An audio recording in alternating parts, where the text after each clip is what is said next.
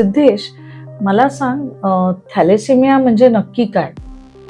तर थॅलेसेमिया याला मुळात मराठीत पंडुरोग म्हणतात. अच्छा. आणि थॅलेसेमिया हा एक असा रक्ताचा अनुवांशिक आजार आहे ज्याच्यात जो थॅलेसेमिया रुग्ण असतो त्याच्या शरीरात रक्त बनण्याचं जे प्रमाण असतं ते खूप कमी किंवा नाहीशा प्रमाणात असतं आणि त्यामुळे त्याला बाहेरून रक्त चढवायला लागतं. अच्छा. रक्ताचे प्रकार असतात हिम आणि ग्लोबिन असे टाईप असतात. बरोबर. तर त्यात जे ग्लोबिन चेन आहे त्याच्यावरती थॅलेसेमिया अटॅक करतो. आपल्या आई वडिलांच्या जनुकीय दोषांमुळे ते जीन्स मुलांमध्ये ट्रान्सफर होतात आणि जो थॅलेसेमिया रुग्ण असतो त्याच्या ग्लोबिन चेनवरती अटॅक होतो आणि हिम तर बनत राहतं, पण ग्लोबिन न बनल्यामुळे शरीरात आरबीसी कमी बनतात रक्ताच्या आणि परिणामी त्यांना रक्ताचा अभाव वाटतो. ॲनेमिया वगैरे असे आजार किंवा थॅलेसेमिया असा आजार उद्भवतो. थॅलेसेमिया हा कोणाला होऊ शकतो? थॅलेसेमिया आई वडील जर दोघेही थॅलेसेमिया मायनर असतील, थॅलेसेमियाचे वेगवेगळे प्रकार आहेत, थॅलेसेमिया मायनर आणि मेजर.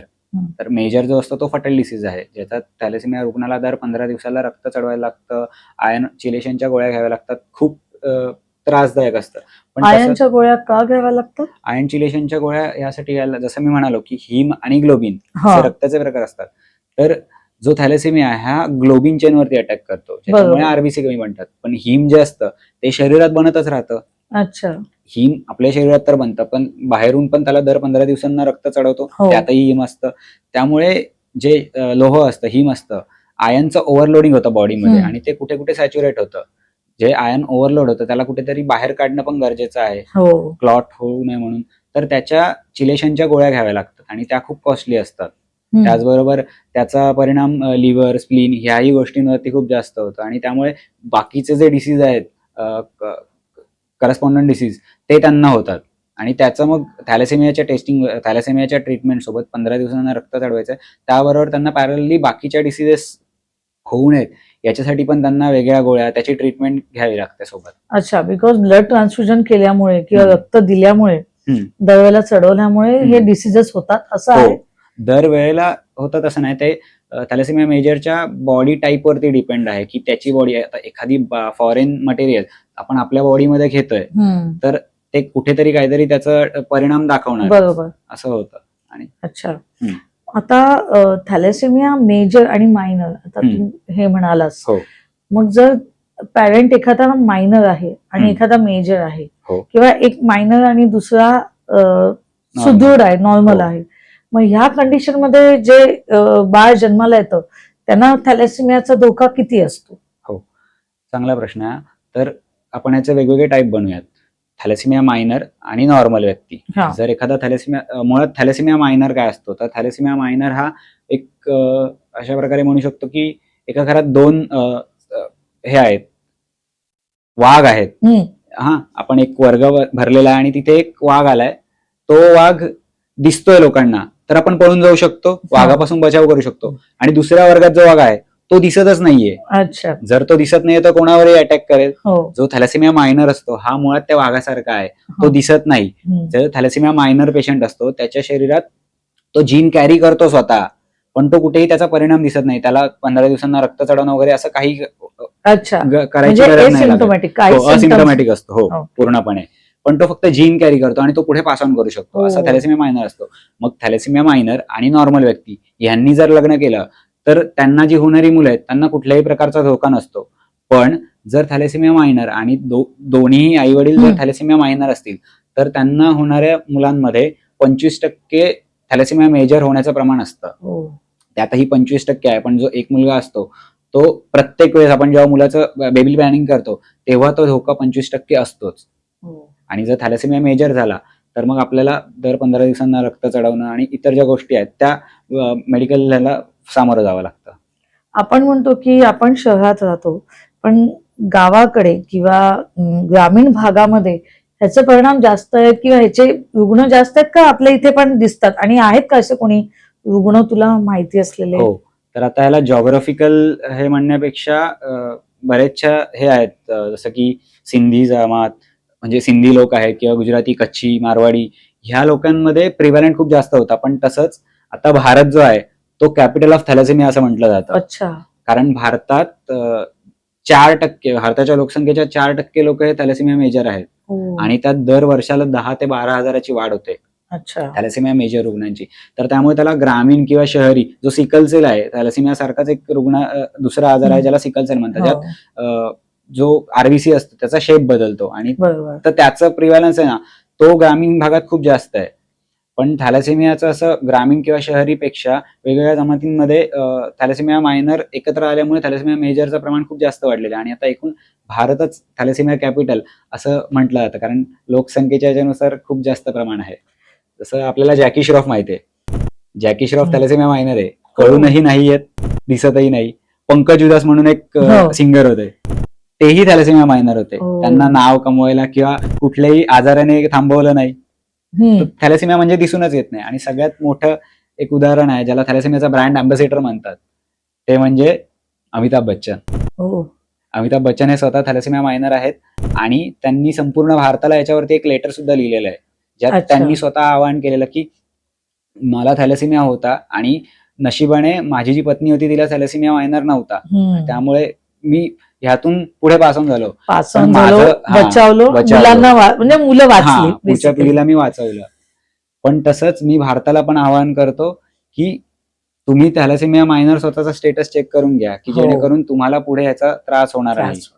तुम्ही आता ह्याच्यासाठी काय उपक्रम राबवता थॅलेसेमिया अवेअरनेस साठी किंवा पंडू रोग ज्याला आपण म्हणतोय तो जाण्यासाठी, निर्मूलन होण्यासाठी त्याचं तुम्ही काय उपक्रम घेताय आणि जे शहरी भागात घेताय का ग्रामीण भागात घेताय?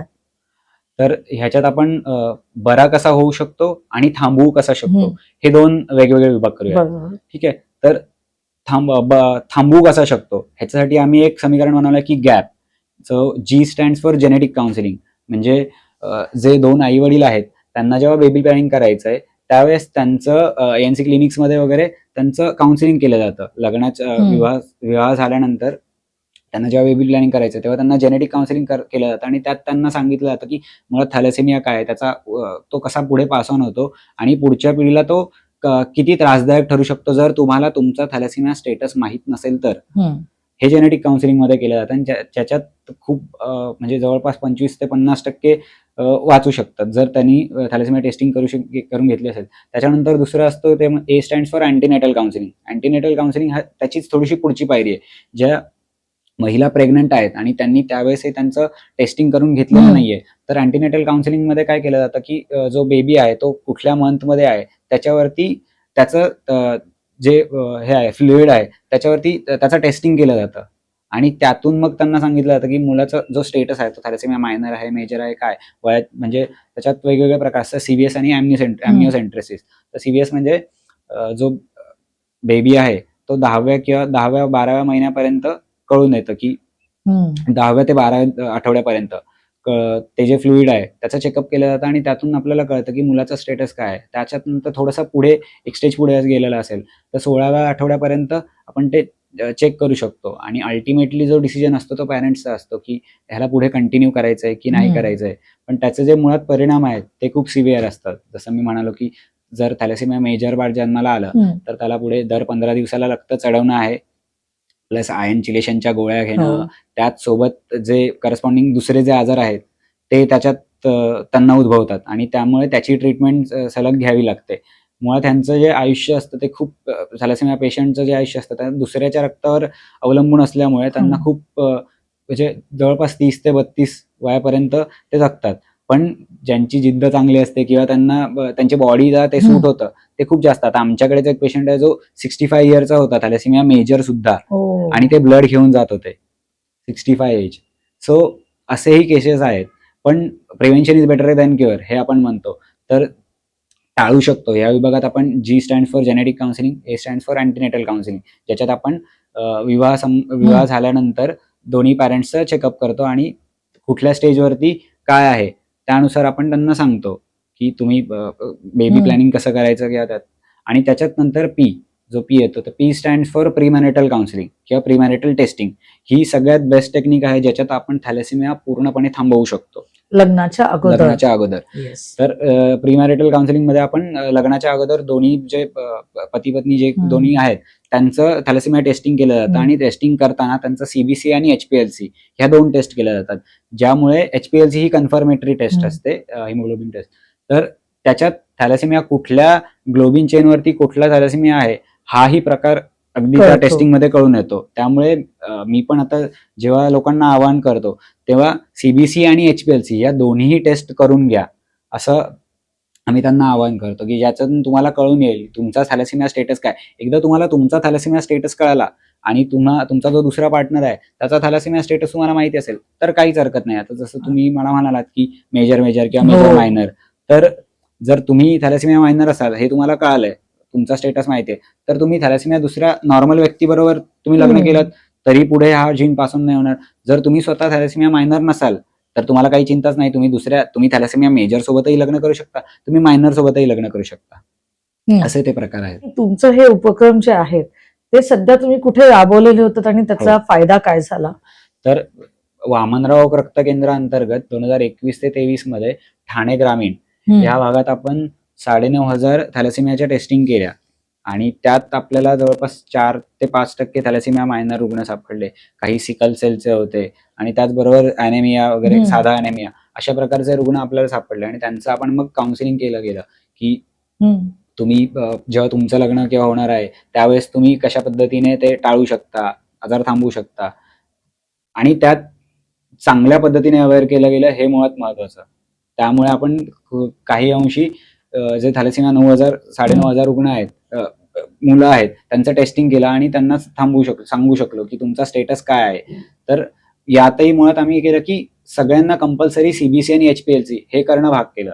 अच्छा. आणि त्यामुळे त्यांचा जो थॅलेसेमियाचा ऍक्च्युअल स्टेटस आहे तो त्यांना कळाला. आणि ठाणे ग्रामीण हे कुठले भाग येतात ठाणे ग्रामीणच्या अंतर्गत? ठाणे ग्रामीण मध्ये मुरबाड, पालघर हे जे भाग होते ते आपण मुख्यतः कव्हर केलेले. त्याचसोबत विक्रमगड तालुका वगैरे असेल अशा ठिकाणी आपण ग्रामीण भागात ज्यांची टेस्ट करून घेण्याची ऐपत नाहीये किंवा तेवढे पैसे भरून ते टेस्ट करून घेऊ शकत नाही किंवा ज्यांना थॅलेसेमियाच मुळात माहिती नव्हतं, तर त्यांच्यासाठी आपण रोटरी आणि ठाणे वामनराव रक्त केंद्र यांच्या अंतर्गत आपण ह्या टेस्ट केलेल्या. जवळपास 2-3 वर्ष हा प्रोजेक्ट सुरू होता. आणि आता परत जनकल्याण समिती जी आमची पॅरेंट बॉडी आहे वामनराव रक्त केंद्राची, RSS जनकल्याण समितीच्या अंतर्गत आम्ही पुन्हा नवीन उपक्रम सुरू केला ज्याला थॅलेसेमिया मुक्त महाराष्ट्र. आणि ह्याच्या अंतर्गत आम्ही 11 ब्लड बँक ज्या आहेत, जनकल्याण चेन ऑफ ब्लड बँक ज्या संपूर्ण महाराष्ट्रात कार्यरत आहेत, त्यांच्या अंतर्गत आम्ही वेगवेगळ्या ठिकाणी प्रत्येक शाळा, कॉलेजेस, मॅरेज ब्युरोज जिथे आम्हाला शक्य होईल तिथे थॅलेसेमियाबद्दल अवेअरनेस प्रोग्राम्स अरेंज करतो. टेस्टिंगही त्याच्या अंतर्गत होतात आणि त्यांना मग थॅलेसेमियाचे त्यांचे रिपोर्ट सांगितले जातात. पण जास्त करून आम्ही थॅलेसेमिया अवेअरनेस जे आहे, जनजागृती, ते त्याच्यात आम्ही खूप जास्त त्यांना काउन्सिलिंग करतो किंवा सांगतो. म्हणजे सायप्रस नावाचा देश आहे, सायप्रसमध्ये खूप जास्त प्रमाण होतं पण त्यांनी अगदी 2% आणलं. म्हणजे ऑलमोस्ट मुक्त केलं आणि तिथे इतका प्रिव्हॅलंट जास्त होता की म्हणजे त्यांच्याकडे दर 2 मुलं जन्माला यायची त्यातला एक थॅलेसेमिया होता मेजर. अशी परिस्थिती असताना सायप्रसने जर कोपअप केलं, सायप्रसची लोकसंख्या साधारणतः मुंबईपेक्षाही कमी होती, ठाण्यापेक्षाही कमी असं म्हणू शकतो, तर आपल्याला त्याच्यात खूप वेळ लागेल. पण आपली जनसंख्या पण इतकी आहे आणि इतके लोक अवेअर आहेत, तर त्यांच्याकडून आपल्याला ऑफकोर्स पाठिंबा मिळाला तर हेही शक्य होऊ शकतं. कारण आपल्याला माहिती नाही की कोणाला थॅलेसेमिया होऊ शकतो. तर मी आज असंच सांगेन की शाळा आणि कॉलेजेस, जर कोणी टीचर्स किंवा कोणी ऐकत असतील असे किंवा ज्यांच्याकडे कॉन्टॅक्ट्स आणि कनेक्ट्स आहेत, त्यांनी नक्कीच शाळा आणि कॉलेजामध्ये हे उपक्रम करा. वामनराव रक्तपेढी ह्यांना तुम्ही तिथे बोलवून त्यांच्याकडून एक अवेअरनेसचा प्रोग्राम असतो छोटासा, अर्धा-1 तास. 1 तासाच्या याच्यात आपण संपूर्ण सांगतो. टेक्निकल बाबी आहेत आणि त्याचबरोबर सोशल बर्डन आहे. जसं मी तुम्हाला म्हणालो की थॅलेसेमिया दर 15 दिवसांना रक्त चढवायला लागतं, पण ते जे रक्त कुठल्याही फॅक्टरीत तर नाही बनत, ते कुण्यात दुसऱ्याच्या बॉडी मधून घेऊनच आपल्याला चढवायला लागतं. त्यामुळे जो आरोग्य व्यवस्थेवरचा भार आहे तो खूप जास्त आहे. जसं मी तुम्हाला म्हणालो की भारतात 10,000 पेशंट्स आहेत, तर 10,000 पेशंटला दर महिन्याला एका पेशंटला 2 बॅग लागतात दर 15 दिवसाला. म्हणजे त्याला एका पेशंटला दर वर्षाला 24 बॅग. तसंच जे 10,000 पेशंट आहेत त्यांना 2,40,000 बॅग दर वर्षाला लागतात. म्हणजे तो आरोग्य व्यवस्थेवरचा भार तर आहेच, प्लस कौटुंबिक भार तसं सांगायचं झालं तर तो जो पेशंट आहे त्याला वयाच्या 20व्या वर्षापर्यंत 500 वेळा ब्लड साठी सुई टोचावी लागते. तर ते कुठल्याही पैशात गणण्यासारखं किंवा कुठल्याही भारात बरोबर. गणण्यासारखं नाहीये ना. आणि जे दुःख आई बाबांना होतं ते वेगळं. कौटुंबिक मानसिक भार जो Yes. असतो त्याच्यासाठी वेगवेगळ्या ट्रीटमेंट त्यांना घ्याव्या लागतात, ते खूप वेगळं. आणि त्यामुळे त्यांचं कसं होतं की लाईफ गोल्स त्यांचे वेगळे होऊन जातात. तर आपल्याला विकसित भारत आपण जो म्हणतो, तर त्यात कुठेतरी हाही फॅक्टर येतो ना, की हेही कुठेतरी विकसित quality of life Yes. Actually खराब होते त्यांची. हो, म्हणजे करायचं असतं पण करू शकत नाही. दर Okay. 15 दिवसाला त्यांना ट्रान्सफ्युजन Yes. सेंटर्सला जा किंवा ह्या गोष्टी त्यांच्या ह्याच्यात Yes. येतात. तर नक्कीच अवेअरनेस प्रोग्रामसाठी ह्यांच्यावर तुम्ही संपर्क साधा. त्यांचे जे एक्सपर्टाईज आहेत त्यांच्याकडून नक्कीच ह्याचा उपयोग नक्की. करून घ्या. त्यामुळे तुमची पुढची पिढी म्हणजे आपल्या भारताची पुढची पिढी नक्कीच सुदृढ होईल आणि आपण नक्कीच थॅलेसेमिया मुक्त होऊ, याबद्दल आपण एक आवाहन करू शकतोय. तर मीही तुम्हाला एक अशा प्रकारे आवाहन करतो की तुम्ही स्वतःचा थॅलेसेमिया स्टेटस जो आहे तो तपासून घ्या. जर तुम्हाला तुमचा थॅलेसेमिया स्टेटस माहिती असेल आणि तुमचं लग्न करण्यापूर्वी तुमचा जो पार्टनर आहे त्याचा थॅलेसेमिया स्टेटस माहिती असेल, तर अशा प्रकारे आपण थॅलेसेमिया हे निर्मूलन करू शकतो. आणि जेव्हा टेस्ट कराल तेव्हा मुळात सीबीसी आणि एचपीएलसी या दोन्ही आयुष्यभरात एकदाच होणाऱ्या टेस्ट तुम्ही कृपया करून घेतलात तर त्याचा परिणाम खूप जास्त होतो. Yes, thank you so much. धन्यवाद.